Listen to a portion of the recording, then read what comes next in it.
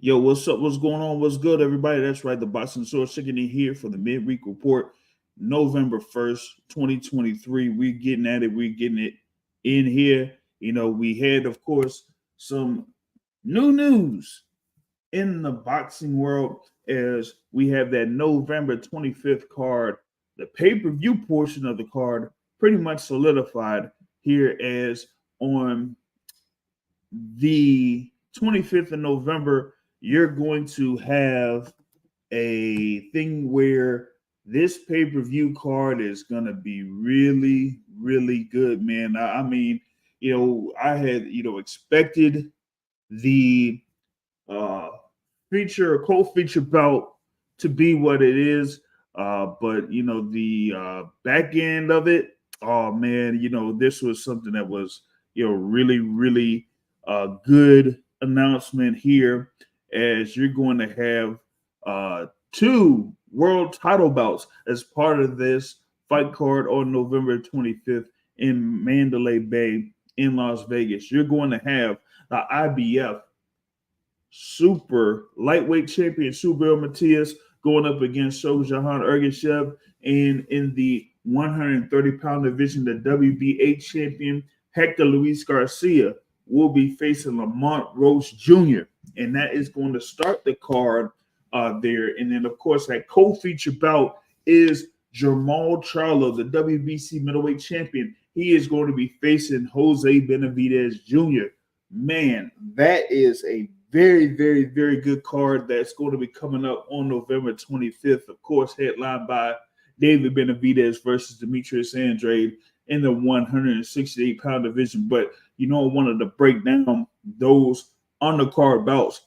First with Jermall Charlo, finally getting back in the ring, finally being able to get everything going together as he is going to be facing Jose Benavidez Jr., of course, the older brother of David Benavidez, there in this particular bout. Jermall Charlo has been the WBC middleweight champion, for some time. Of course, we had a couple of things where he was supposed to have a fight last year, and they had something set up for him against Jaime Munguia, but that didn't necessarily come into place. Now, you have him here in the 10-round bout against Jose Benavidez Jr. Jose Benavidez Jr., recently had a bout at the MGM National Harbor in the Washington, D.C. area. And, of course, he did face Danny Garcia at the Barclays Center last year. So you did have Jose Benavidez with, a couple of bouts here over the past couple years. But with Jermall Charlo, a number of people are wondering where Jermall Charlo is at this particular point of his professional career. Of course, I've talked with his trainer, Coach Ronnie Shields, over the past few weeks. You've seen, me on the show, with, Warwick Radio. Shout out to Joe here and there, Warwick Radio. So Coach Ronnie Shields has been working with Jermall Charlo over the past few weeks. He said that he's, doing good. He's in sparring, doing sparring sessions and getting himself prepared for this bout against Jose Benavidez Jr. And of course, Benavidez Jr. had, a number of bouts in the welterweight division. He's, known for facing Terrence Crawford and, like I mentioned earlier, Danny Garcia. But his latest bout was at, the MGM National Harbor. That was back in August when he faced Sladen Janjanin and got, a TKO victory there in 5 rounds. So he's had, a couple of bouts that have been north of 150 pounds, over the past few years. So he's kind of like been there around that, 154, 160, but now is positioned in a 10-round bout against Jermall Charlo. Now, with Jermall Charlo, am I sure that he's going to be, at 160 pounds in this particular bout? Not too sure. They do have this as a 10-round bout. As of right now, it's not like, Jose Benavidez Jr. is in the WBC rankings anyway. And, they have not said that Jamal Charlo is a champion in recess, unlike another notable fighter that I'll be probably mentioning here later in another sanctioning body. But given that, you still have Jamal Charlo here back in the ring. They had talked about him as being a potential opponent for Canelo Alvarez. Some thought that he would have been the opponent for Canelo Alvarez for September, but that didn't happen. That wasn't the case. So that's why you saw Jamal Charlo in the ring there at the T-Mobile Arena on September 30th. But, given here that Jamal Charlo is, back in the ring here, that's going to be part of this 10-round or scheduled for 10-round bout against Jose Benavidez Jr. That is a good thing for those that have, kind of like followed Jamal Charlo's career. I kind of like felt that Jamal Charlo is one of the more talented fighters out there. And, I kind of, for some time, even, up before this fighter had won the undisputed titles, I rated Jamal over Jamal for some time. I thought he was more of the complete fighter in comparison to Jamal Charlo. But, he's there still undefeated.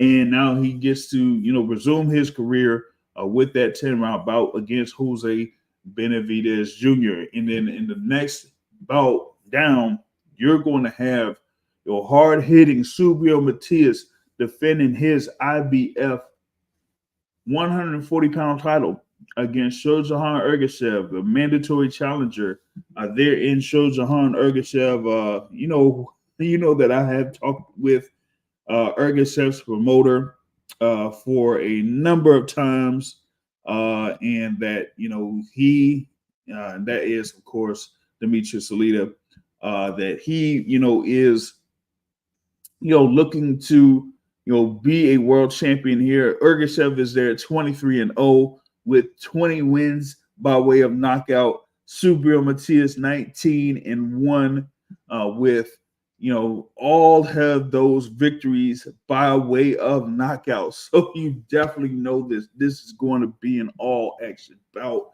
here for this card, man, for that IBF super lightweight title. I mean, I talked with Demetrius Salita, of course, weeks back. We thought that this particular fight would have been taking place on November 4th. They had it scheduled for November 4th. They would see if they were lock it down for the Cosmopolitan in Las Vegas. But we're not necessarily able to lock that in. So they moved this particular bout to being at, on November 25th in Las Vegas, man. That makes this card, really, really good, man. I'm really surprised in the sense that they would kind of like put these world title fights in here at this pay-per-view telecast. But given what's going on with Showtime Sports, they're gonna have a whole lot of things going on here in the back end of 2023. So definitely here with having these fights on November 25th in Michelob Arena, that's going to be very good.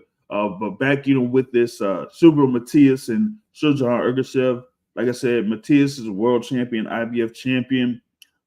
This will be the second defense of that world title there or whatever it was, or actually it's his first defense. His first defense of that title as he won the title earlier this year. And he's there at like 5'8" with a reach of 71.5. Ergashev is 5'10" with a reach of 71.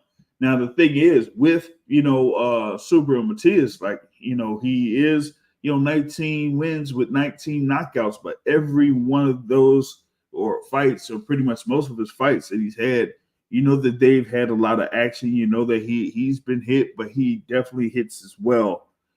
So you're sure to have this be one of those really exciting bouts that you probably wouldn't want to miss out on if you have the opportunity to get this pay-per-view here. You know what I'm saying? So if you're able to go ahead, purchase the pay-per-view, check it out, you will see this bout. This is going to be definitely an all-action bout between Subriel Matias and Shojahan Ergashev.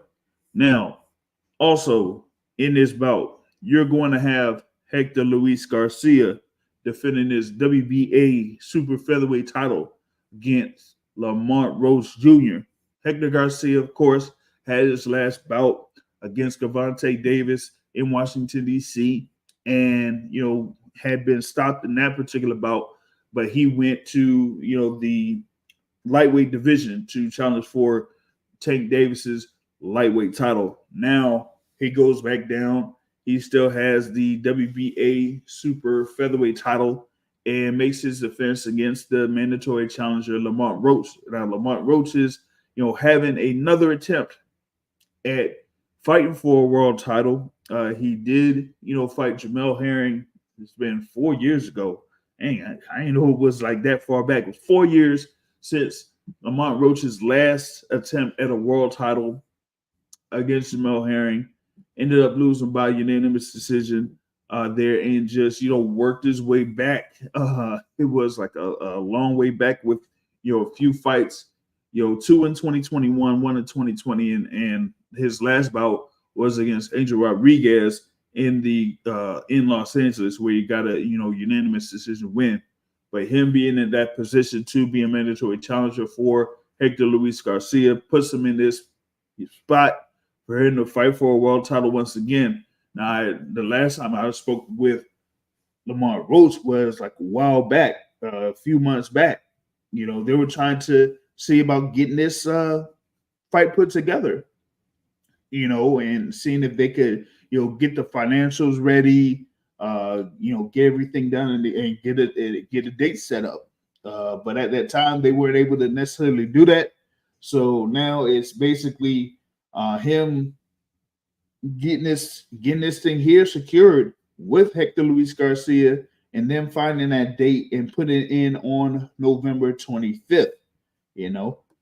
That's a good one. That's definitely a good thing for them to put this on this card. Shout out to Tom Brown, TGB Promotions, for locking this fight card in, because this is a very good one here for a pay-per-view telecast. This is, not much different than, the matchups that they had for Canelo versus Jermell Charlo. You had the thing there with Eric Salubin and Jesus Ramos. It was part of that card. Mario Barrios versus Yordenis Ugas, and Elijah Garcia versus Jose Resendiz. Those were, good matchups that they had in those particular bouts, and ended up being good performances for Elijah Garcia and for Mario Barrios in that card. And you had, the close bout there where Eric Salubin handed Jesus Ramos Jr. his first professional loss. So for some, that was upset of sorts. Some may say that the thing with Mario Barrios getting a win over Ugas was an upset of sorts. But maybe you get something here in this card on November 25th, with these matchups, man. Lamont Roach Jr. versus Hector Garcia. That's going to be a very good one. I thought that Garcia I've been at his last couple of fights, where he was able to win that WBA title against Roger Gutierrez. He, performed very well in that particular bout. And then, of course, he had the bout against Tank Davis. That was, good tactical bout for a couple of rounds before Davis just kind of turned it up on Hector Garcia and just battered him in order to score the technical knockout victory. And, for Lamont Roach, he's just, building his way back to being a world title contender once again. As I said, he did fall short 4 years ago against Jamel Herring when Jamel Herring had a world title. Now it's just, a matter of Lamont Roach just getting himself around and in position to, get a world title shot. I think this is like his second or third promotional banner thing that I think Lamont Roach Jr. is under, something like that. Because I know he was under Golden Boy Promotions. I know that for a fact.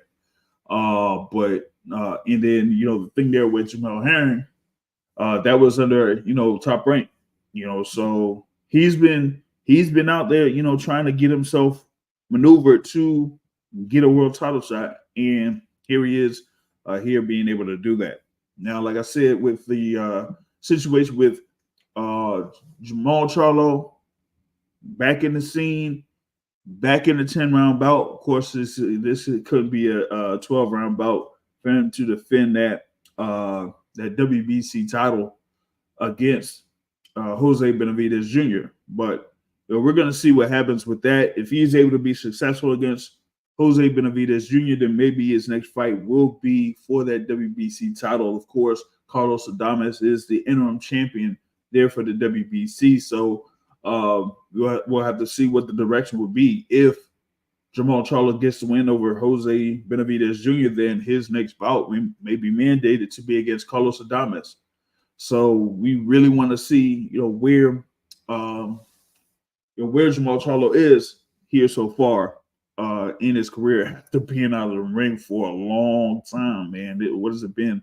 Like I said, it's been over 2 years there since Jamal Charlo has been in the ring. His last bout was in June of 2021 against Juan Macias Montiel. So yeah, that's like over 2 years. That's really crazy.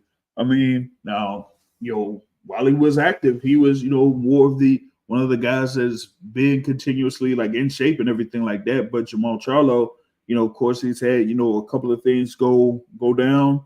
On the personal side, and then of course we know about the little altercation that happened, with him and Caleb Plant. So a number of people are really looking forward to seeing what happens here, with Jamal Charlo. And Caleb Plant definitely said that he wants to fight Jamal Charlo. So if Charlo says, "Hey, maybe you'll get something here with Jose Benavidez," and then I go in. If I get the win, then I have, I say he has about a few choices.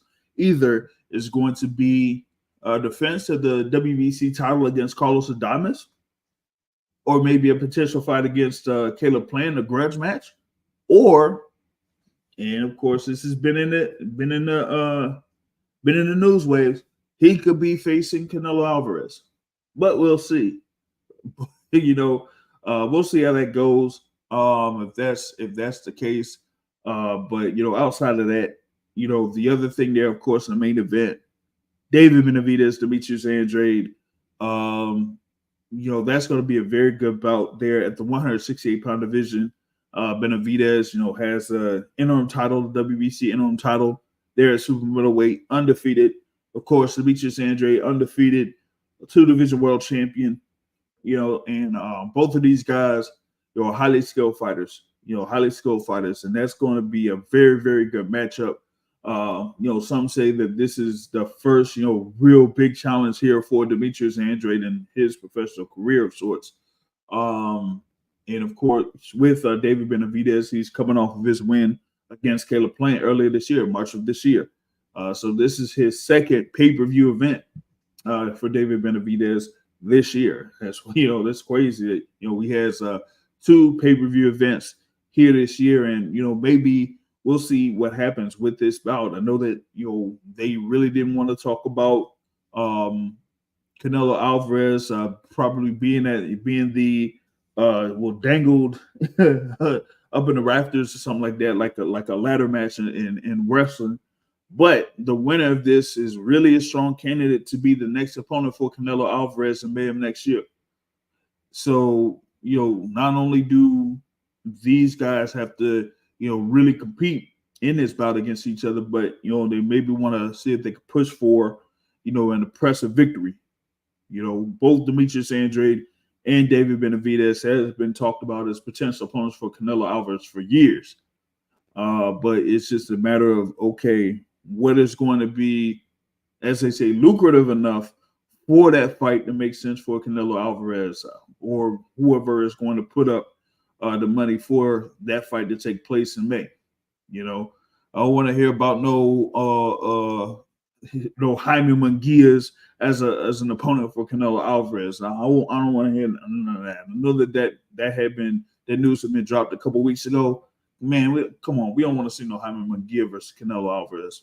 I'm just being real, So I want to see what happens with the winner of this bout here, the main event with David Benavidez and with Demetrius Andrade. You know what I'm saying? So that they say, hey, this guy is the guy now at 168 pounds. That is a real challenge for Canelo Alvarez. Canelo, you're the undisputed champion. You got, this guy, the winner here, as probably the top rated guy at 168 that don't have any belts. So Canelo, you should go ahead and, fight one of these guys. But I say that, that particular bout is going to be a really, really good bout between these two. Like I said, both camps have a lot of respect for each other and have done so for years. So we're going to see how that main event is going to turn out. But I'm really looking forward to this card with these 4 bouts. And there's still some other bouts that will be put together to be part of that whole card at the Michelob Ultra Arena there, at Mandalay Bay. I'm seeing like a couple of title elimination bouts or mandatory bouts that'll be part of the card. I heard that Carmel Moulton may have his second pro fight on that card too. So definitely looking forward to seeing if that's going to be the case. And we'll see what happens. Of course, there's going to be, like I said, a few fights that'll be on Show Sports YouTube page. So we're going to see what those bouts are going to be. But the 2 world title fights, and then of course the return of Jamal Charlo in the ring against Jose Benavidez Jr. is going to be very good. And then the main event there with David Benavidez and Demetrius Andrade. So definitely liking that card and how that's going. You know what I'm saying? Definitely like how that's going to turn out. Now, you also had news out there in reference to a former contender there in the welterweight division. But now seems like this fight that he's going to be coming back at is going to be in the super welterweight division on January 6th, and that is Vergil Ortiz Jr. According to Jake Donovan of Boxing Scene, Vergil Ortiz is going to be returning to the ring on January 6th against Frederick Lawson there at 154 pounds. Say that is going to be at Virgin Hotels Las Vegas, and this is by Golden Boy Promotions. So you got, of course, Vergil Ortiz Jr. there, 19-0, 19 KOs. Now he will be, getting back at it. Of course, we hope that we would have seen Vergil Ortiz going up against Iamana Stanionis this year. That would have been one of the better bouts or the better matchups that we would have had this year, especially in the welterweight division. But on numerous occasions, it had been rescheduled. With Vergil Ortiz having his episode with Roberto Maliosis or whatever it's called there. You also had Stanionis have a stint in the hospital early this year. That had rescheduled, but we thought we would have been able to have it in the summer. But with Vergil Ortiz having another issue with the rhabdo, that completely scrapped the fight altogether. And so it just said, maybe we'll just see, how he performs or how he does here if he's able to, be at 154. Now, some folks say that he should have been at 154, for some time. That after 2022 or having his last fight, in 2022, that he should have been, there at 154 pounds or whatnot. So maybe here he'll be able to have, some good things are happening there at 154, but we won't be able to see him in action until January 6th. So he'll be pretty much starting camp, a full camp here for this bout against Lawson. And Lawson is there at 30-3 with 22 wins by way of knockout. And he's pretty much been around the welterweight division there, for some time. But outside of that, this is pretty much a feature bout there for Vergil Ortiz Jr. For him to get back in the ring, get reacclimated to being in ring shape and just seeing if he could be a competitor or be a contender at the super welterweight division. We're gonna see how that goes, but they say Virgin Hotels January 6th, Vergil Ortiz Jr. back in the ring there against Frederick Lawson. That we'll see if he is gonna be in some good shape. Like I said, be in some good shape. The thing with Frederick Lawson, man, the losses that he had, I said he's 30 wins and 3 losses. All 3 losses were by way of knockout. So, man, he didn't face he faced British Prescott and Kevin Bezier. I'm just looking at his resume here. Man, he got stopped by Kevin Bezier. Yeah, man. It's definitely a feature fight there for Vergil Ortiz Jr., man. That's definitely a feature fight for him. Oh, my goodness, yo. That's gonna be wild. That's gonna be wild, though. But like I said, more power there to Vergil Ortiz Jr. for him to, see if he could get back in the, get back in the mix.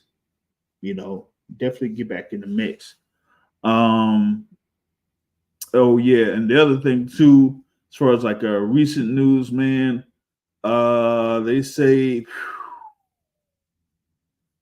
Keith Iddick had pretty much said that, there would have been something for December 9th, but nah, that ain't gonna happen. That ain't gonna happen. There's going to be a 3-fight, card that'll feature 3 fights, on the Showtime Network on December 16th. From the Armory of Minneapolis, but they say that we might see Chris Colbert versus Jose Venezuela as part of that December 16th telecast, though. We might see that. But the bout between Thurman and Stanionis, and that bout between Erislan De Lara and Danny Garcia, they're rescheduling it to 2024. They're rescheduling it to 2024.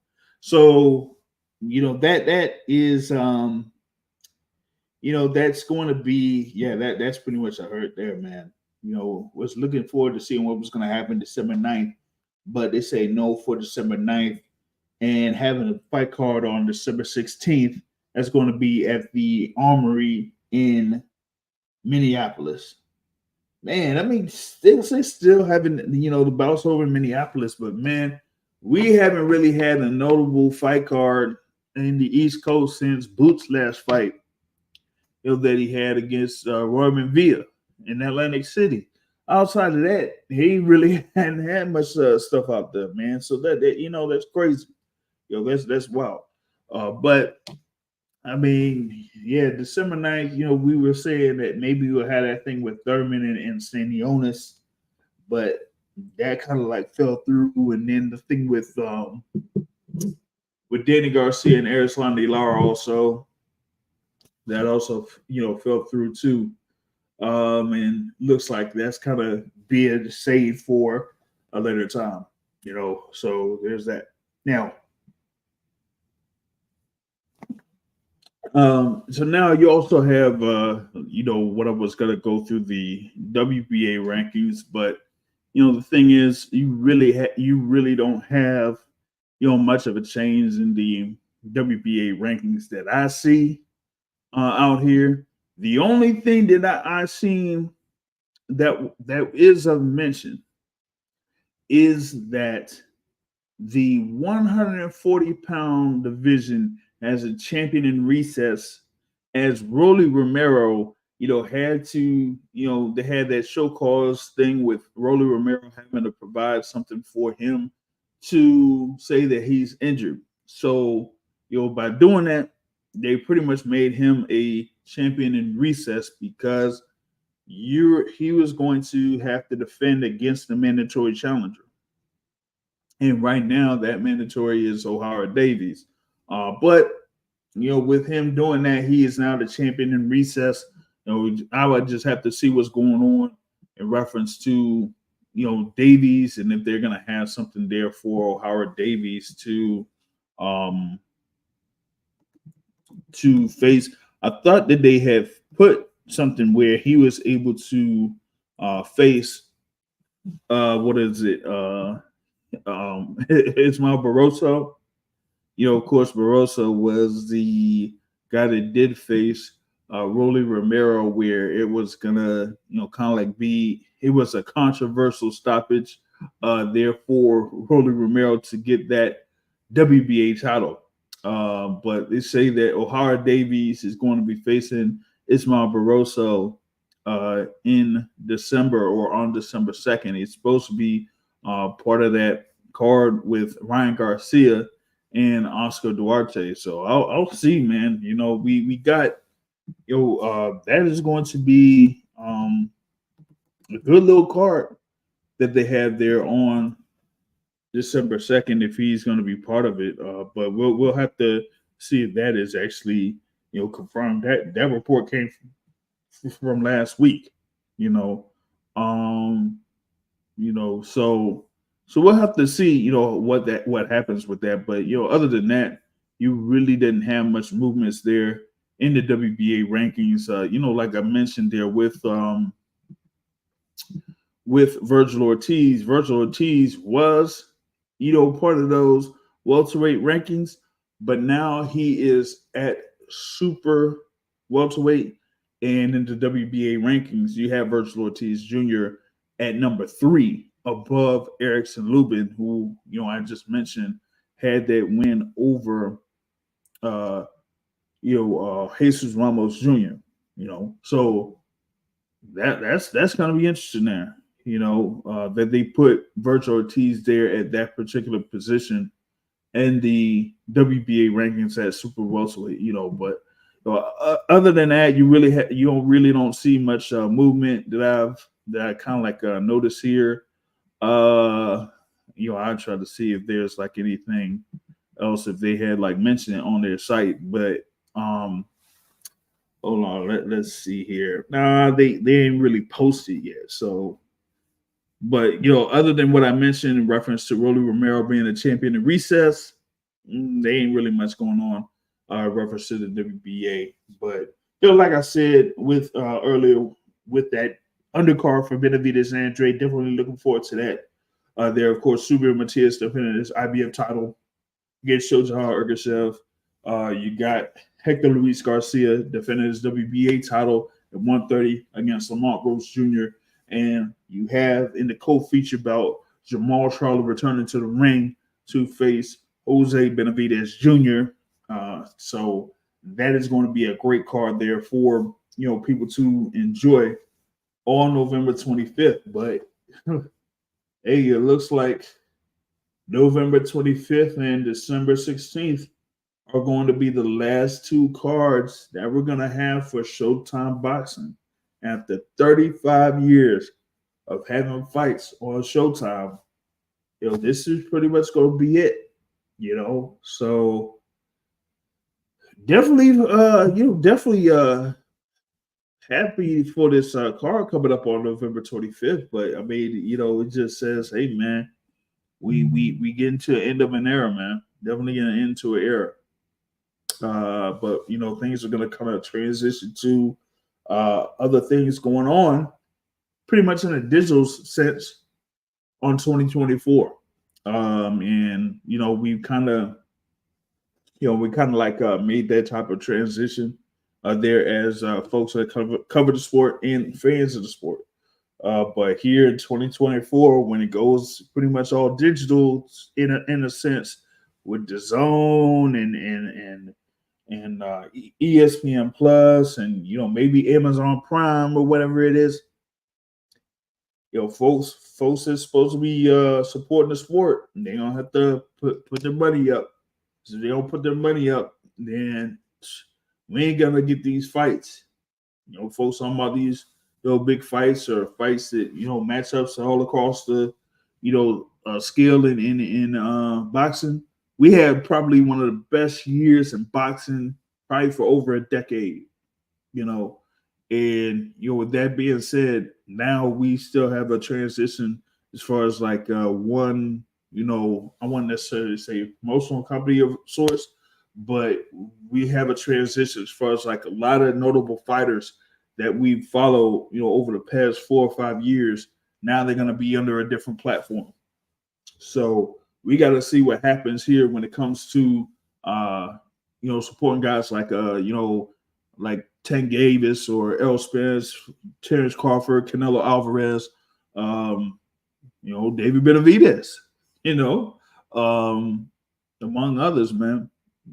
So I'd really like to see what the end game will be as far as like, a number of those fighters that were fighting under Showtime Sports.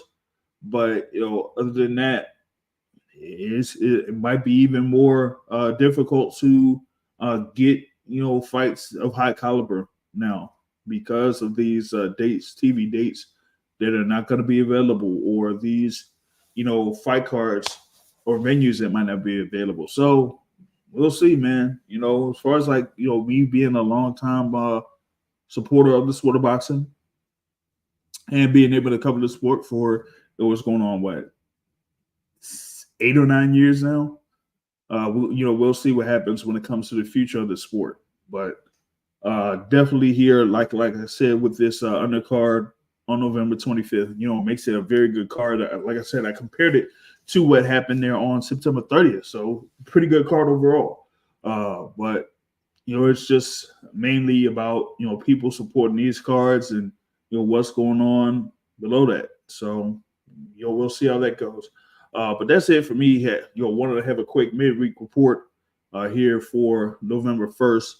And, we'll get more into, what's going down on the scene here in the sport of boxing. Of course, we got, some fights going down this weekend. So we'll see if we'll be able to cover that on Sunday. So big ups for everyone that has watched this live. And, we'll catch y'all on Sunday. All right.